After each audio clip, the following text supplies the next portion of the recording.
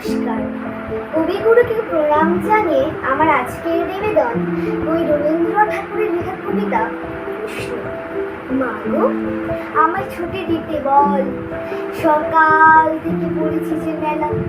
এখন আমি তোমার ঘরে বসে করবো শুধু পড়া পড়া খেলা।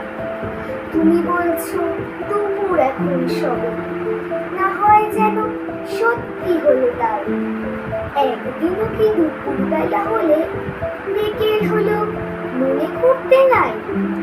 আমি তো বেশ ভাবতে পারি মনে, সূর্যি ডুবে গেছে মাঠের শেষে, বাগদি বুড়ি চুপড়ি ভরে নিয়ে শাক তুলেছে পুকুর ধারে এসে।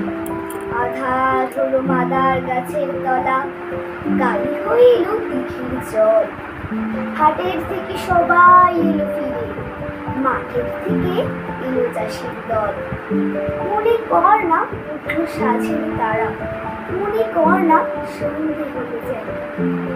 রাতের বেলা দুপুর যদি হয়, দুপুর বেলা রাত হবে না কেন? ধন্যবাদ।